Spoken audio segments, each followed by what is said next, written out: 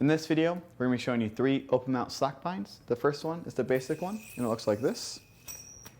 The second one is the slap bind. And the third one is the ripcord bind.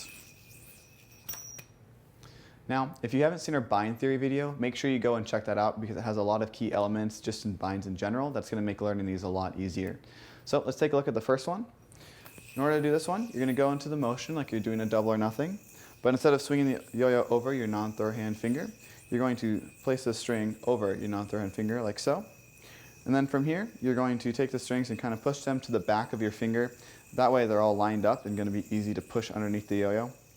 And you'll see that I had this loop around my index finger, and this is what's going to form the tail of the bind. And so the trick to all of these is making sure that there is a string on top of the gap of the yo-yo, and you're pushing the tail underneath the bottom of the gap of the yo-yo.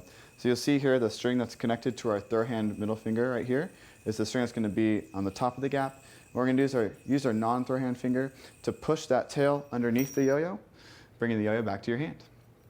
The second version is the slap bind.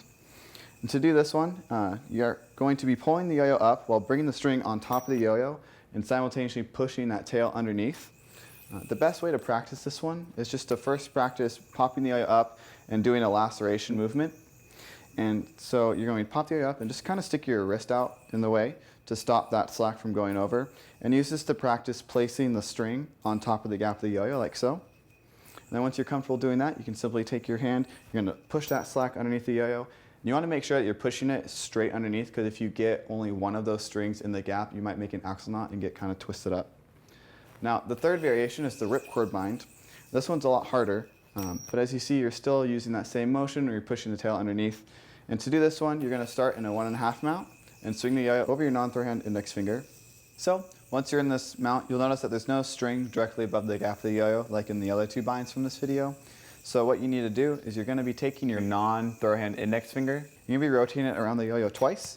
And what this does is the first rotation brings the string connected to your throw hand on top of the yo-yo so that way you can bind into it. And the second rotation brings the slack underneath the yo-yo. Now, to do this trick, what you want to do is you want to pop the yo-yo up a little bit. That way it's suspended in the air a little bit longer so you have enough time to rotate your non-throw hand index finger around the yo-yo twice. And as you're doing that, you're going to be letting go of the slack on your throw hand index finger. And then once that happens and it's suspended, you bring your finger around the yo-yo twice, and the string goes into the gap, as you see, and binds back up. Now, this bind is pretty tricky. If you're finding yourself having some difficulties or going into an undermount on accident a lot, you want to be making sure that your hands are close together. If you make your hands too far apart when you're doing this, you'll see the slack goes away, and that second rotation causes you to undermount. And this also happens a lot if you're hitting the tail of the bind on your throw hand wrist, because that'll also make it go away and go into an undermount on accident as well. Another helpful trick is to curl your index finger inward on that first rotation and then re-extend it on the second one. What that does, it helps align the strings a little bit better and gives you a little bit cleaner of a bind. So use those tips and tricks and practice all 3 binds, and those are your open mount slack binds.